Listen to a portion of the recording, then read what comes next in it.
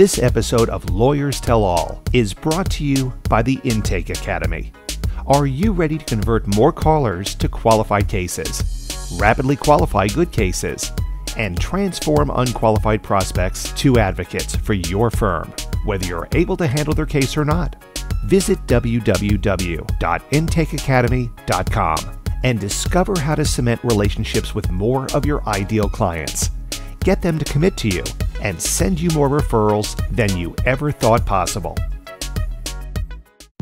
Welcome to the Lawyers Tell All podcast, where Chris Mullins, the preeminent sales and communications consultant in the legal industry, shows you how it looks through lawyers' eyes.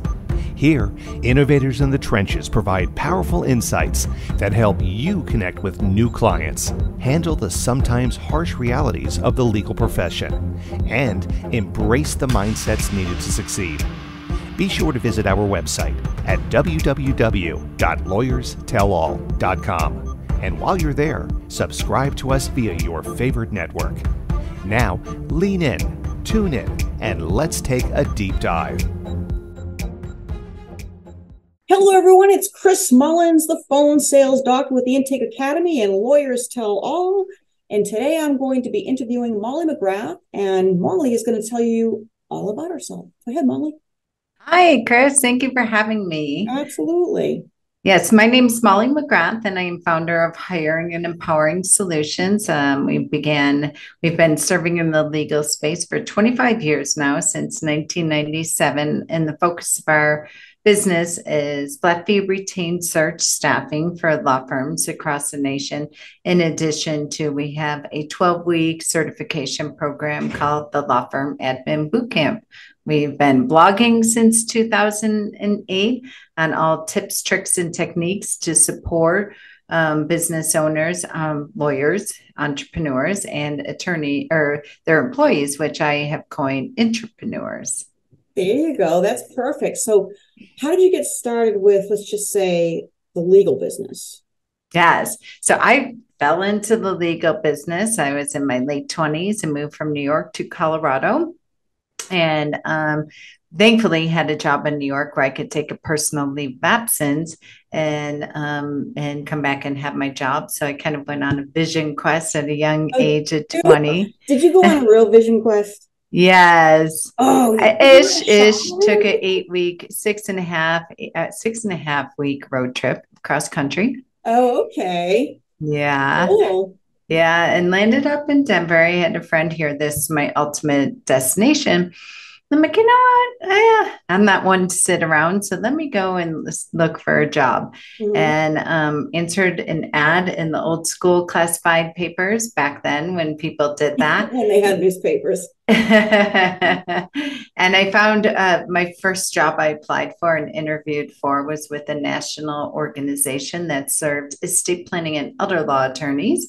Up until that point, I had zero experience, thankfully, with the law or an attorney, and fell in love with the organization, fell in love with their interview style, and the rest is history, as they say. Especially, I feel really grateful that I was experienced to estate planning and elder law attorneys first and foremost.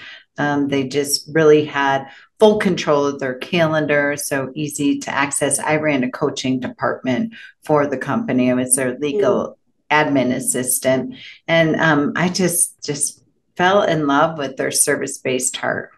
Okay. And so how did you get started in your business? How did that happen as far as picking that for the niche? Yes. People? So part of the organization was every 2 months, they would go away and hold a collegium. And it was a conference that was held for the attorneys and their support staff to support them on all things practice management, in addition to technical legal breakout sessions, etc. Well, I was fortunate enough to have an amazing boss that had a coaching background. Like I said, he started the first coaching program that I'm aware of in the legal industry back in the mid-90s that was really specific for estate planning and elder law attorneys. And we'd go to the conferences and I'd sit at the the proverbial breakfast table. And to the left, the attorney would say, business is great, but for the employees. And then I turned to the right and the employees would say, business is great, but for the clients, I can't get my work done because they're always bothering me. Mm-hmm. And, then they would say things to the tune of, my attorney won't let go of control. My attorney's a control freak. They're horrible at delegating. They aren't available to give us proper time, attention, feedback, and training, what have you. So I went to my boss at the time. I'm like, there's a massive disconnect here. Mm-hmm. There is, they both want the same thing. They're not speaking the same language and they don't have the tools. I know we're coaching attorneys every single day, but what about the support staff? What about the employees? And he said, great idea. You build it.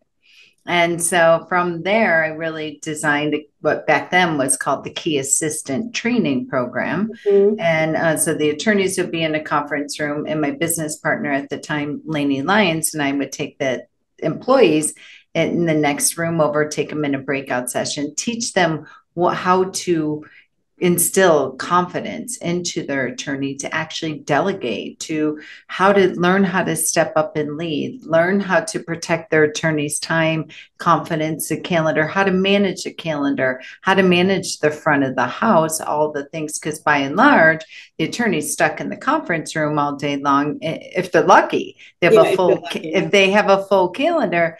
And, my perspective has always been, listen, attorney, you got to train the front of your house. You have to train your support team, because if they don't understand, so go the calendar, so go cash flow. Mm-hmm. If you don't have appointments on your calendar, your job's irrelevant because you have no existing and or prospective clients to meet with. Yeah. And so really, it sounds like what you're saying is the staff has to coach the attorney. I tell them, they would say to me, I feel like a professional babysitter. Why do I always have to? I said, you are. And it's an absolute honor. Your job is to become a professional nag for them. That's to become a project manager, to become a CEO or COO at heart, where you're not bothering them, to reminding them the cause and effect and what's at stake if we don't get X, Y, and Z done, especially if you have a deadline-driven practice that's dictated with other opposing counsel and or the court or what have you. So once I could get the team to really embrace their voice and being that CEO at heart, if you will, and really understand their job is to be a professional nag. One of the things I have them do when they first start out, like, I want you to shadow your attorney for 5 days, Monday through Friday.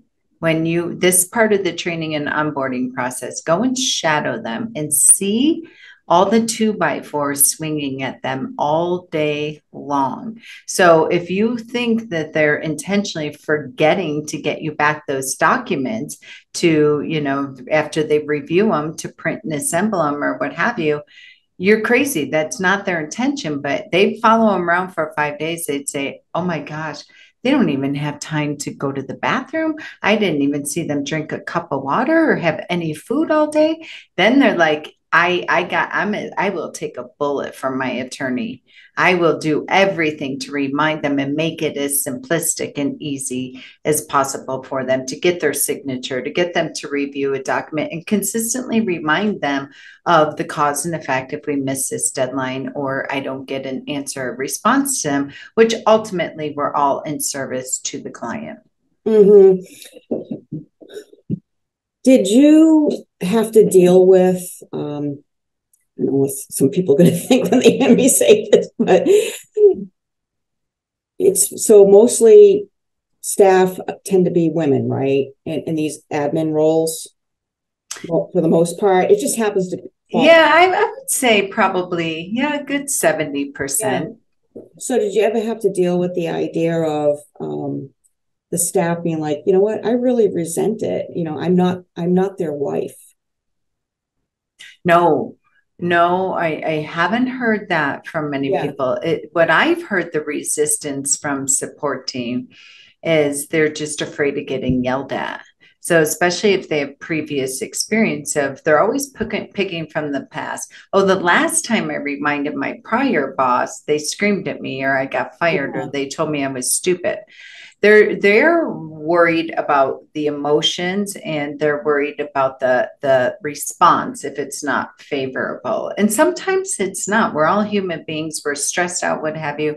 If the attorney says, I don't have time right now, or what have you, just finding different ways to come at them. But they actually, I didn't hear that from them at all. There were, one was at, or number two, if they had to have a crucial conversation, or what I'd like to call a courageous conversation with the attorney, they're afraid they're going to break down in tears, and they're really afraid of bringing their emotions and showing up unprofessional.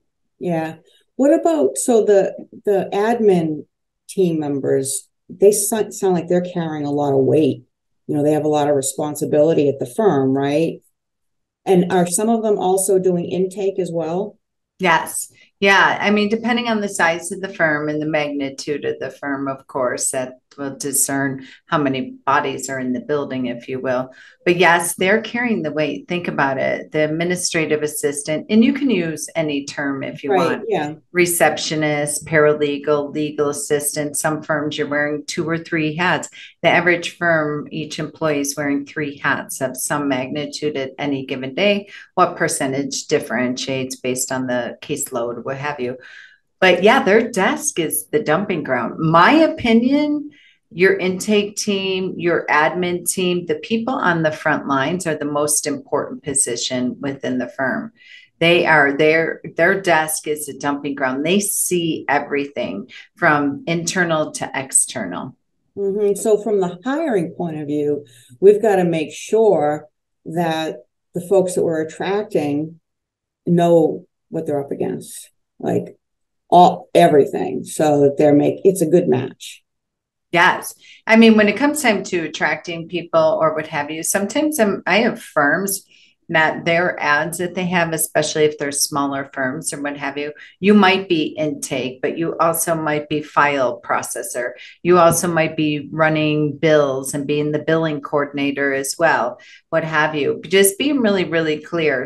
There are people that are made for that.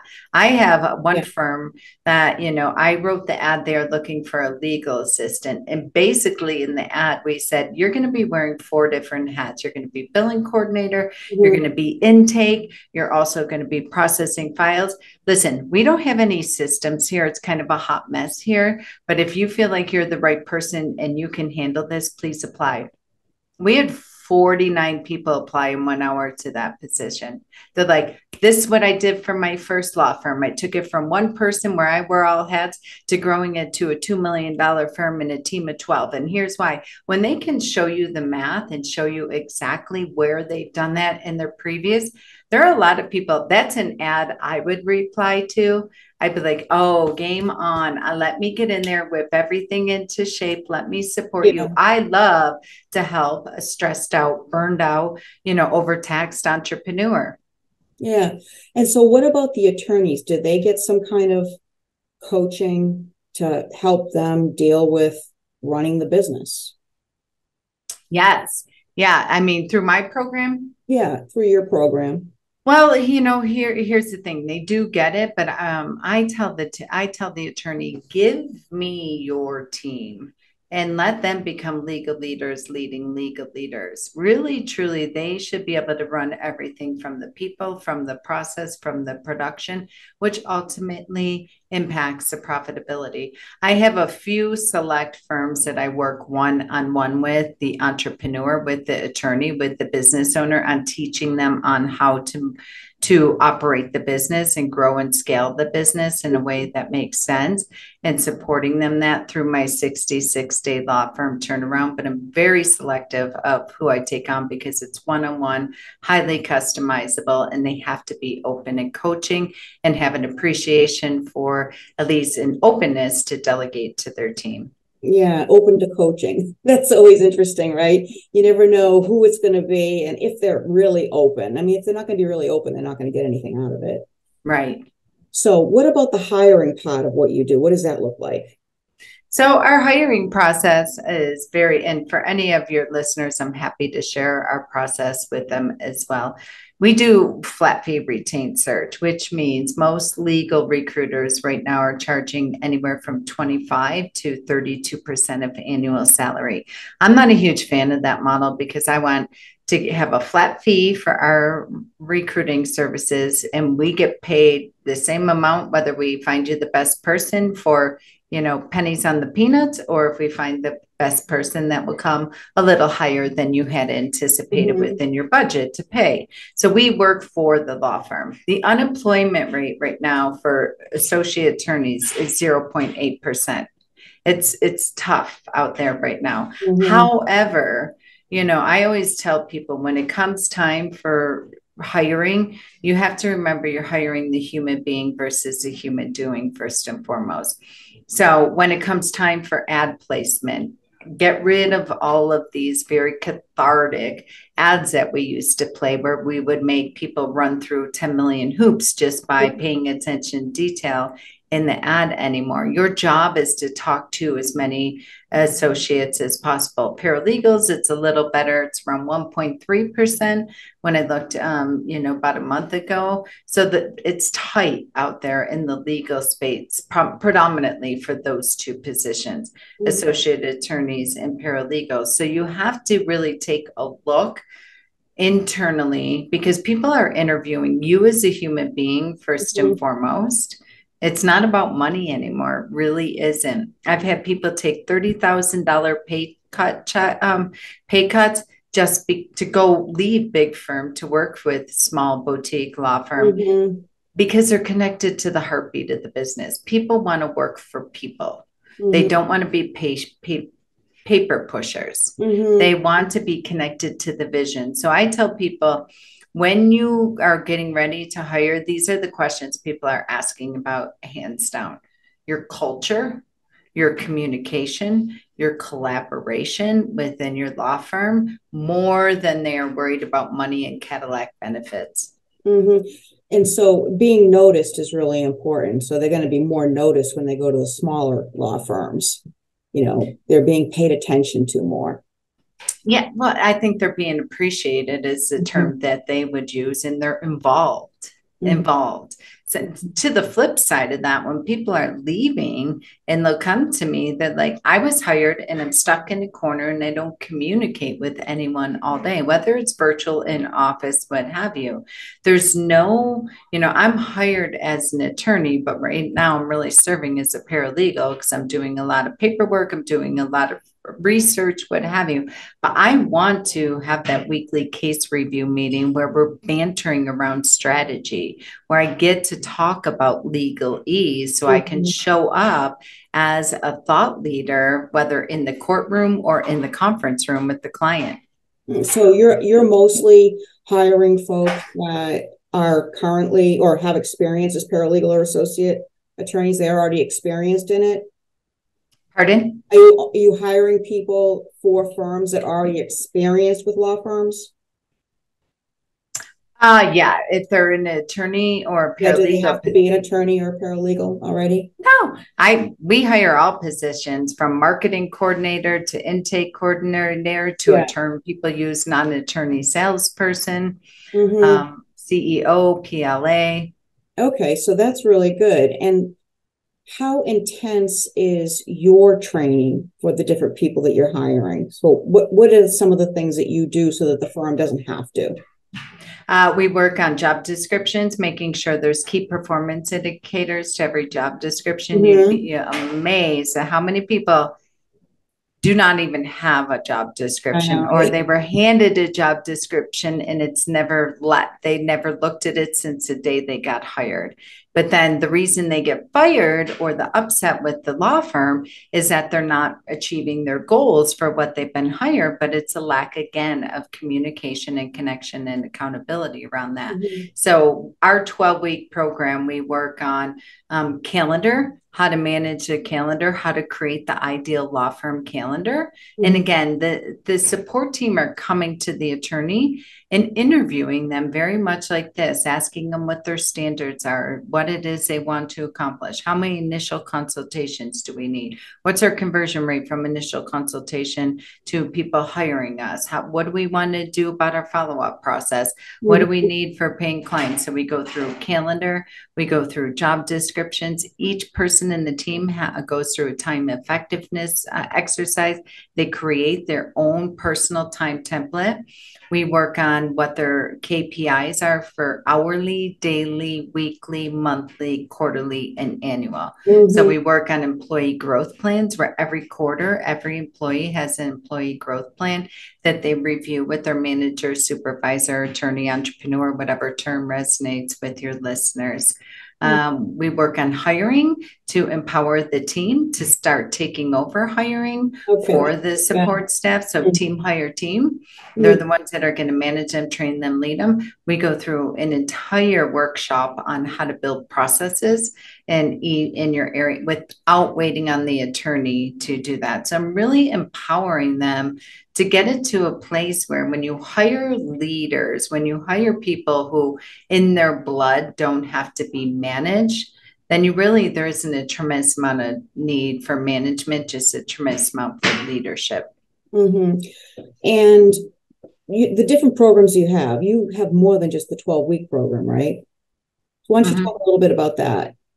Yeah, so I have the 12-week law firm admin boot camp, and then also our smart hire recruiting process, and then the 66-day law firm turnaround. That is one-on-one, highly customized, where I'm working with the entrepreneur, with the managing attorney, founding attorney, the owner of the firm or owners of the firm. And through that, we work through for 66 solid days. And the reason it's 66 days is because that's how long it takes to create habits and to actually see. Wait a second. What happened to the 21 days? No, 21 days was replaced forever ago with 30 days, and then 30 days. Now they've tested, measured, tracked it. It's now 66. Oh my God. I know. Too much information coming at us. Yeah, 66 days. Okay. And so how often do you meet with them? Like once a week or? Once a week, every single week, same place, same time. We kick off with the 3-hour VIP session. I call that, it's like taking the junk drawer out and dumping it on the proverbial conference room table. And then we put it in its compartments, which typically break down to people, process, production, profitability, and marketing. And so those are the 5 key areas that we work on for systemization, coming up with key performance indicators, and then getting every member on the team for the various departments enrolled. So it sounds like it's probably like an intense program, right? So, I mean, it sounds like it. 66 days every single week. And it's just you, right? Coaching them? Me personally, yes. Yeah. So I have a funny feeling it's probably intense and productive at the same exact time, right? That's exactly what I hear. People are like, "Oh, I see you on my calendar. I don't know if I want to hug you or punch you." I know. It's very cathartic. It's very cathartic, but absolutely impactful. And I have a guarantee that I will work with you beyond the 66 days if we haven't accomplished your goals by that point for free. Yeah. Okay. Well, that's good. So I've been looking at these words behind you. So why don't you talk a little bit about them? Permission to lead. Yes. So that's the theme for our team empowerment, our 12-week program that we're doing in the law firm admin bootcamp. It's fascinating because when I do the intake process before the team members, I have the attorney fill out, what's working, what's not working. I have them answer the question that in 12 weeks from now, if the following would be accomplished, And what I'm hearing from the team is that we do not have permission to lead. What I hear from the attorneys is I wish that people would stop delegating up to me and actually step up and lead. So again, they want the same things. And I consistently, every single week, have to remind the team when they come back and say, well, I tried this and this didn't work, or my boss didn't X, Y, and Z, or what have you. I have to keep reminding them that they have permission to lead. So try it another way. Maybe you didn't ask in a way, or maybe you didn't communicate the beginning, the middle, the end, and the why to your attorney. Maybe you didn't speak into their listening in a way that makes a difference for them, which is typically the impact on their reputation, the impact on the client if we don't do, the impact on closing and conversion rates. So you have to speak into an entrepreneur's listening versus attorney, I put that on your chair or your desk or emailed that to you and you didn't get back to me. I mean, perfect example is I had a law firm this morning that was talking about they said the greatest thing that I am getting out of your program, again, attorneys aren't in my program and they try to be in there. Like, well, what are you teaching my people to do? And every at the end of every week, I make a video for the attorneys. I'm like, here's what your team learned this week, but here's what you need to give them, which is typically time, attention, and feedback. But a perfect example is an attorney who does a tremendous amount of e-filings in the state of Massachusetts. They will only allow the managing attorney or the licensed attorney to receive the emails after the e-filing go out for them to sign them, right? They were all going to spam in the attorney's email, and the attorney didn't know it. And the employee never came back, the legal assistant, to each week to say, okay, great, I did these 5 e-filings today. Did you get them in your email? Or go into their email and actually find them, print them out, have the attorney sign them, or find. This employee finally started doing it. She kept saying to me, the attorney doesn't ever sign the e-filings. Now we're missing the deadlines. We have to start all over, blah, blah, blah. I'm like, well, you need to, what's the process? It goes to their email. So follow up with them. And it's these little 2 millimeter shifts that make all the difference. Now the process is absolutely documented. The legal assistant knows to file them every single day from 11:30 to 12 because the attorney has open hours at 12 o'clock. She walks in the office at 12 o'clock, goes in their spam, pulls up the 5 or 6 or 10 or what have you, and says, boom, sign, done. And they tracked it. It's 3 minutes a time. Versus all the frustration of somebody not stepping up and leading. Yeah. Because they didn't realize they had permission to do that. Right. Permission to lead. Yeah. I would imagine. So, well, how do you handle it with the attorney? Because you're doing all the great stuff with the admin and teaching them, permission to lead, all of that. But the attorney has to be on board, because if they're not on board, then everything that you're doing is all for naught. Right. So how do you get the attorney on board, so that when the team goes back after classes and starts acting a certain way, the attorney is open to it and embraces it? Well, they're on board first and foremost, because honestly, it's the attorney that's paying and registering for the admins to be there by and large. So they're enrolling their team for some reason because they're feeling the rub, they're feeling the pain as much. So that's number one. They are by and large on board with the overall arching concept. Now, then the attorney comes in, and I make a video right when the attorney gets a video immediately when they register. Attorney, here's your homework. You're paying this money, not only the money, but the time for your team to come to class every Tuesday, every Thursday. There's a significant, especially if you shut down your entire law firm to attend this. And so you're putting the time and energy and effort and money in anyways. Here's what you need. You need to, when your team comes back to you, make suggestions for, they start to send daily progress reports right away. You need to actually read them. And here's what you're reading them. Here's what you're looking for. And here's what I want you to pay attention to. They're doing daily huddles that are treated like a locker room huddle before you go on the game day, Super Bowl winning playing field. So you have to give them 15 minutes of time every single day to be able to, for just 12 weeks, allow for them to show up and demonstrate their leadership skills. So there's certain things that they have to commit to in the beginning to be supported in it. If not them, then is there another supervisor, PLA, or somebody who serves as that mediator in between? This would be good for law schools.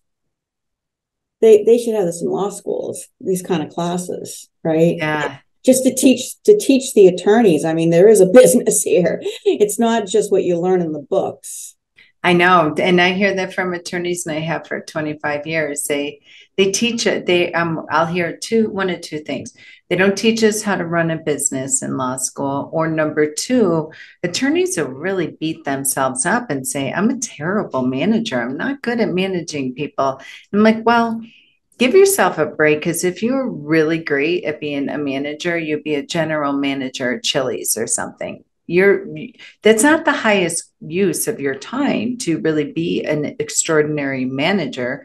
But however, if you hire right and you give your team access to programs such as mine and yours and and you delegate a lot of the training and delegate the coaching and what have you. And if they have a deep desire and a deep curiosity for it and you hire it right, then really, truly, all you need to show up is for vision. Yeah. You need to continually remind them of vision and your mission and where you're headed, and enroll them into that and what role they play into it. In fact, they'll probably tell you what role they see themselves playing into it. Yeah, and that's great for them to feel like they have the authority that they can stand up and say that kind of thing to the attorney. What else would you like anybody to know about your 12 weeks? Is there anything else you'd like to share about that? One of the things I say for attorneys, I know it sounds, I just contributed to an article for the ABA yesterday on about eliminating meetings. There's Shopify, I think the company is, they're eliminating all company meetings for Q1 of 2023. I know meetings seem like we don't have time. I hear over and over again from attorneys, we're so busy, but think about it. This is my parting words for you. Number one, I would say stop saying how busy you are and emulating that through the walls of your office, because the second you're not busy, you're out of business. And so your team is picking up on that. So they're not going to come to you when there's a really critical matter. We're about ready to get fired by a client, whatever, there's high stakes.